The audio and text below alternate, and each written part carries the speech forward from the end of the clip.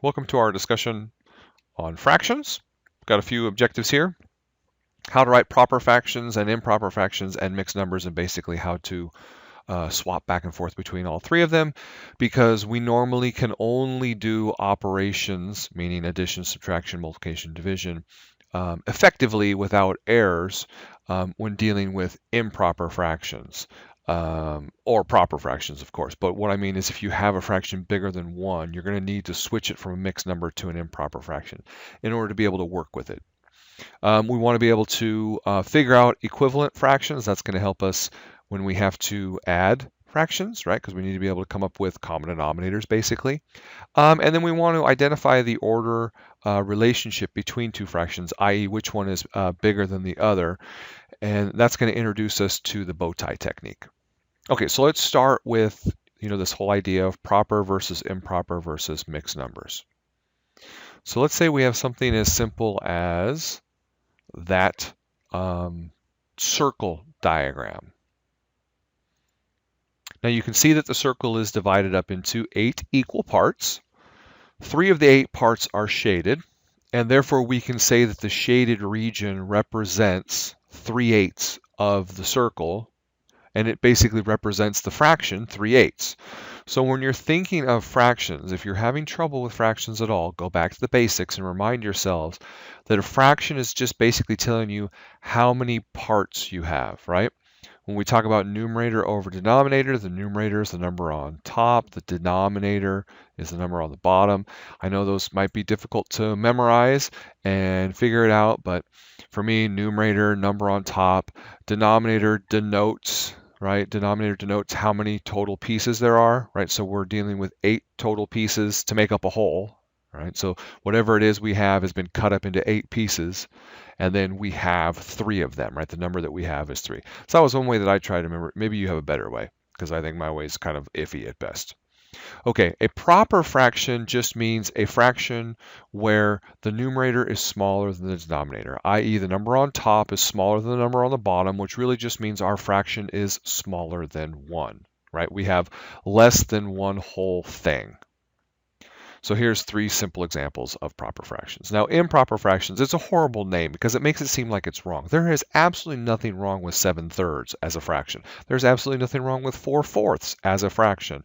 And both of those fractions are considered reduced, right? And you could submit that as a final answer on just about any worksheet or whatever you're doing.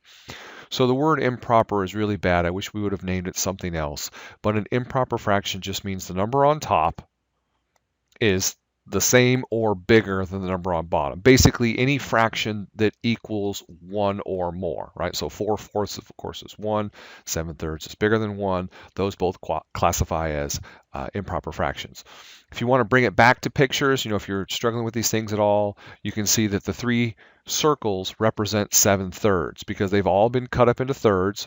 These 2 are shaded completely, which gives us 3, and 3 more is 6, and then here's our 7th third. So you can see that 7/3 is the same thing as 1, 2, 2 1/3, right?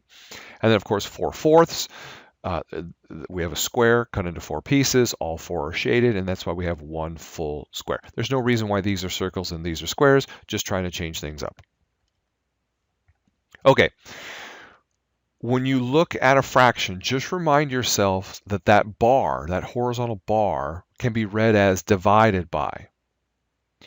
It helps you to remember that what's happening is you're taking the top number and dividing it by the bottom number, right? So 4/4 can really be read as 4 divided by 4. And of course, 4 divided by 4 just equals 1. And we know that 4/4 equals 1. So any number divided by 1 is the number itself, right? And because the division bar means divided by, you can take any whole number and represent it as an improper fraction by just putting it over 1, right? So 4/1 just equals 4, of course, but it's also an improper fraction. And that helps us when we have to add and subtract things, is to remember that whole numbers are just fractions in disguise. All you have to do is put them over 1, like 5/1 or 7/1. Okay, now, because 0 divided by any number other than 0 is, of course, 0, the numerator of a fraction can be 0. So 0 over 6 equals 0 because 0 divided by 6 is 0, and 0 over 5 is 0, and 0 over anything other than 0 is fine. But we know that division by 0 is not defined, and so that means we cannot put 0 in the bottom of a fraction. So a denominator of a fraction cannot be 0. And that includes 0 over 0. Now, if you get into advanced mathematics, there is something we can do that can help us actually deal with 0 over 0, and we can actually do some stuff with it. But for our argument, 0 over 0 doesn't work, just like anything else divided by 0 doesn't work. And if you go back to the pictures, the reason why it doesn't work is when we talk about 7/3, that means everything has to be cut up into 3 pieces. So now let's talk about 7 over 0. That means each shape has to be cut up into 0 pieces, and then we shade 7 of them, right? We have to shade 7 of those pieces. Well, how can you cut a shape up into 0 pieces, right? Even if you just drew a circle, you're thinking, well, I can just draw a circle. Okay, so here's your circle. That's one piece, right? It's still cut into one piece, right? Because if I now do this, now that's 2 pieces, just like this is 3 pieces. So it's impossible to have a shape cut into 0 pieces, because once you have a shape, you have one piece, right? It's the one whole piece that makes itself up, right? That makes that shape. So division by 0 is impossible, and remembering that you can't cut something into 0 pieces helps you remember that you can't have 0 in the bottom of a fraction. Okay, a mixed number is just a number greater than 1 with a whole number part and a fractional part. You've seen, I'm sure thousands of examples of these. Here's just one simple one, that 2.5.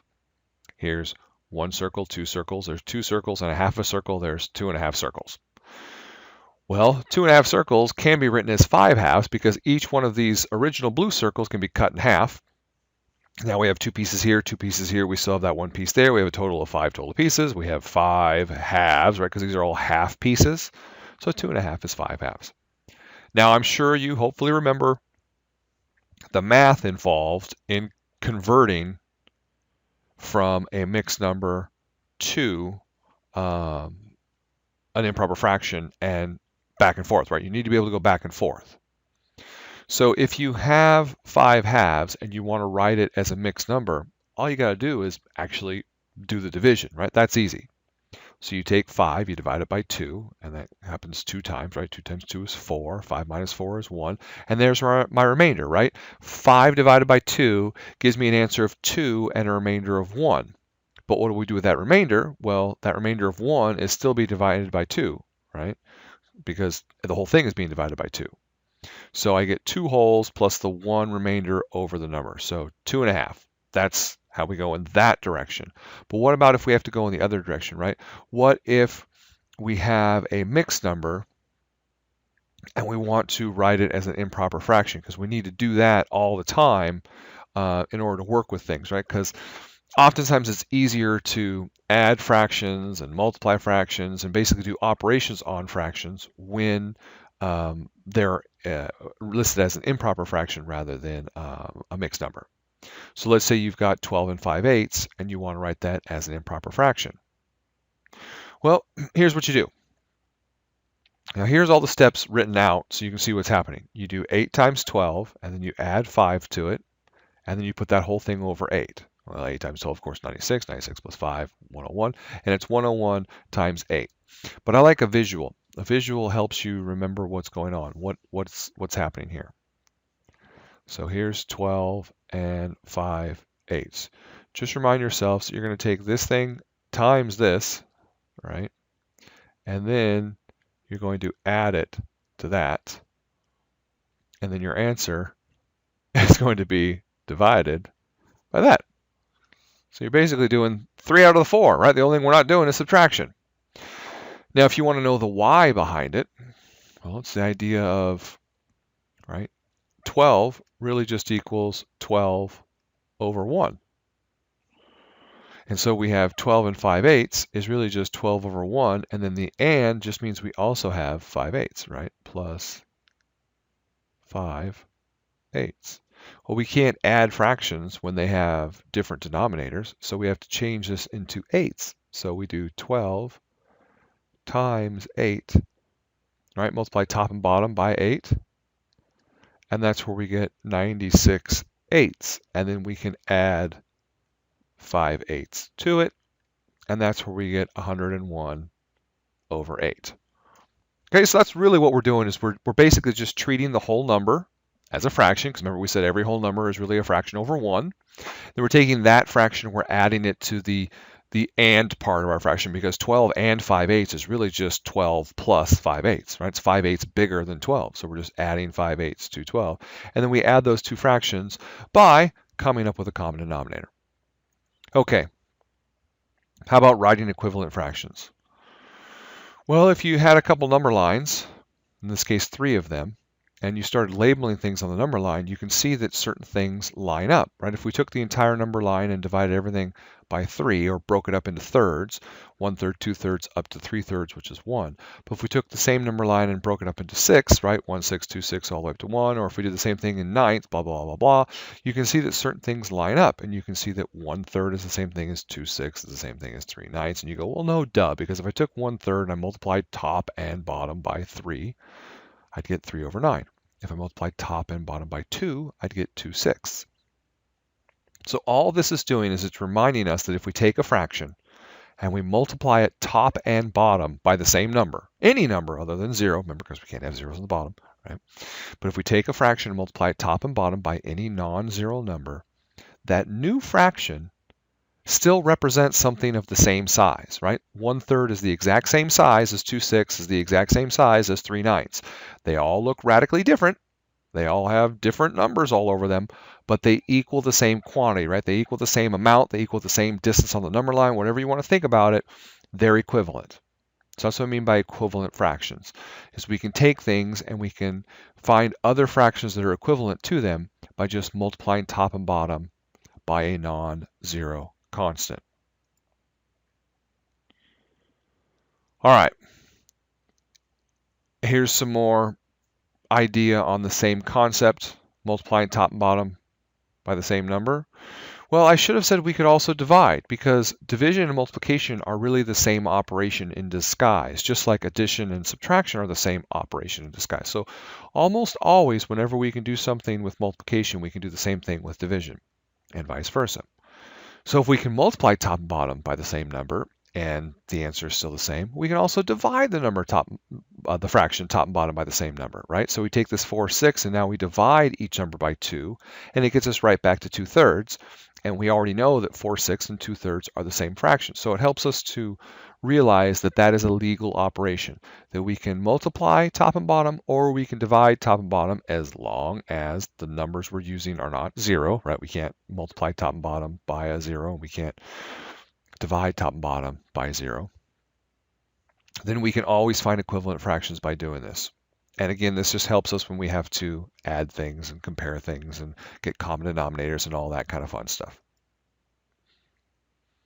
All right, so how about if we wanted to figure out, what this was? Well, to get from 8 to 40, didn't we have to multiply by 5, right? You can think about it this way, 40 divided by 8 is 5, but in either way, that's a multiple of 5. So the top needs to be a multiple of 5, and it's 15. Simple, don't overthink it.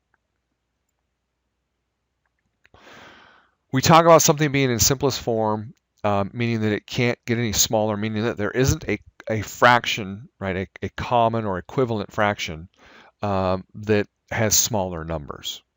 3/8 can't get any smaller because there's nothing that we can divide out of 3 and 8. But what about 15/40? Well, yeah, they're both divisible by 5. So we could divide top and bottom by 5, and that would give us a simpler example. Now, when you're trying to figure out if something is in its simplest form, you're really just trying to figure out if the top number and the bottom number have any numbers in common, right? Because all you can do is divide each top and bottom by the same number. So you have to figure out if they have something in common. Now, sometimes that's pretty obvious. Are they both even? Are they both divisible by 5? Are they both divisible by 10? These are things that we can kind of just see by observation. But as the numbers get bigger and as the numbers get more complicated, Sometimes you can't tell just by observation. That's when you want to use prime factorization. And it's a big fancy phrase for just saying factor the top number out into all of its primes, factor the bottom number into all of its primes, and see if they match. So let's try an example. Okay, let's say we have this fraction, right? 616 over 364, an improper fraction. Who cares, right? Doesn't matter. The rules still apply. It doesn't matter if they're proper or improper. And we need to reduce it. Now you look at this and you go, hey, they're both even, so I know they're both divisible by 2. Yes, that's good. We can see that. But there might be more to it that we can't see. So you want to do the prime factorization. If you have to do the prime factorization of any number, just start doing a factor tree. Now, there really aren't any rules to this other than the branches stop at prime numbers. Some people say try and find, two big numbers. Is this 300 and something or times 2, or is this 30 times 20 something? I always say just whatever you see. If you look at that and go, hey, it's divisible by 2, then start with 2. Okay, 2, and it's going to be 308, right? And then look at that and go, all right, well, that's also divisible by 2. How about 2 and 1, what is that, 154? All right, and that's also divisible by 2. So how about 2, and that goes 77. Ooh, and then this will go, okay, that's 7 and that's 11. I'm done. Those are all prime numbers. Okay, then I come over here. All right, well, that one's obviously divisible by 2. And that gives me 182. And that's 2. And that gives me 91. Now I look at 91 and go, well, it's not divisible by 2. It's not divisible by 3. If you don't know the trick, it's you add up the digits, and if that's divisible by 3, it works, but 9 plus 1 is 10, so that's not divisible by 3. So you just start trying the next numbers. It's not divisible by 5, right? So the next prime number is 7, and 7 actually works. So 7 goes in there once, and then 21, right? So that's 7 times 13. 13's prime, and there we have our prime factorization. Now, what do they have in common? Well, I've got 2 2's and a 7, right? 2 2's and a 7. So basically what's happening is these two numbers are really equivalent to 2 times 2 times 2 times 7 times 11. That's the top one, right? And then the bottom one is 2 times 2 times 7 times 13. And we can always reduce across multiplication, right? You can't reduce across addition. And then what's left? Well, the top has 2 and 11, which is 22. The bottom has 13.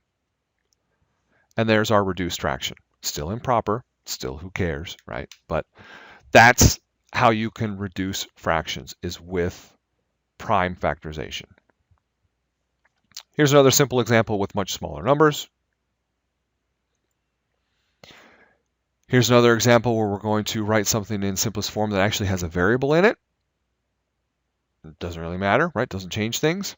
And what if there were multiple variables? Well, we can reduce variables just like we can reduce numbers. So don't forget that letters are really the same thing as numbers. They're just numbers in disguise. So anything you can do with numbers, you can do with letters. So if there was an m on the bottom, those m's would cancel. If this was m squared and there was an m on the bottom, we could take one m from both of them and we would only have one m left on top, and so on and so on, right? So it doesn't matter if it's numbers or letters, the operations are the same. Okay, what if we want to figure out which fraction is bigger or smaller? We know that 3/8 is smaller than 5/8. That's easy, that's obvious, because they have a common denominator, and we know that 3 is less than 5, right? 3/8 is fewer eighths than 5, right? We only have 3/8 instead of 5/8. We have 3 something instead of 5 something, so we have less of those somethings. It's smaller. That's easy. Just like it's easy to figure out that 7/8 is bigger than 3/8 because 7 is bigger than 3. But what happens, right, when we don't have a common denominator? What happens when we have 5/12 and 7/18? Well, you could take the time and you could figure out a least common multiple. But you could also use the bow tie method, which is a bit of a cheat. It's a bit of a workaround, because the least common multiple, which gives you the least common denominator, is just a way of making the fractions over the same number. You want to make them both over the same number, and by doing the least common multiple, you find the smallest possible denominator. But if you had two numbers over 12. Wouldn't that be the same thing as two numbers over 24 or two numbers over 120, right? As long as the bottom is the same, it doesn't matter what same it is. It doesn't matter if they're both 24, both 240, both 120. It doesn't matter as long as they're the same. The least common denominator keeps that number smaller, but if we're just going to compare things or add things or subtract things, it doesn't matter. We can add 7 twelfths plus something, let's say 10 over 12, just as easily as we can add 70 over 120 plus 100 over 120, right? It doesn't matter as long as the bottom is the same, we can do the math. And that's where the bow tie method comes into play. Because instead of spending a lot of brain power trying to figure out what's the smallest number that these both go into, right? That's what a least common multiple is. It's like, what's the smallest number that is a multiple of 12 and also a multiple of 18? You can just kind of speed up the process and go, you know what? I'm going to let my common denominator just be 12 times 18. I'm just going to let it be the product of those two numbers. And at the end, if I have to, I can reduce my fraction. We just saw that it was very easy to reduce fractions. So that's a much easier skill to do. And that's where the bow tie technique comes in. So if we're going to multiply the left fraction by 18 and the right fraction by 12, we're basically just doing this. It's almost like a cross multiply, because if I'm multiplying top and bottom by 18, don't I have to multiply the top by 18? And 18 times 5 is 90, okay? Now we got to multiply this one, top and bottom, by 12, so multiply the top by 12, and 12 times 7, well, 7 times 10 is 70, plus 2 more, right, plus 14, that's 84. And then the bottom, multiply across the bottom, you get 12 times 18, which equals 216. Now, if we were adding these two fractions, then we would just do 90 plus 80. If we were subtracting them, it would be 90 minus 80. But in this case, and then we would put that answer over 216. So let's say we were adding them. So we do 90 plus 84, and we get 174 over 216. And then we can see that we obviously need to reduce that. We'd divide top and bottom by 2, and then see if it reduces further and further and further. And then we would get it down to something over 36, right? Because 36 is really the least common denominator. But if we're just comparing fractions, which is bigger, 90 or 84? And I hope you're all saying 90. And so that tells us that 5/12 is bigger, because 5/12 is 90 over 216, just like 7/18 is 84 over 216. So instead of putting them over 36, we just put them over 216, and it saved us a lot of time. We didn't have to find a least common multiple. We just did two quick multiplications, 18 times 5, 12 times 7, got those two numbers. We know this one's bigger, right? If we had done it by the least common denominator trick, we would have done all this work, and we would have got the exact same answer, that 5/12 is bigger than 7/18. All right. If you want to try it one more time, right? 7 times 2, 14. 3 times 4, 12. Isn't 14 bigger? Yep, so 2/3 is bigger. All right, guys, that's everything we need to know for this one.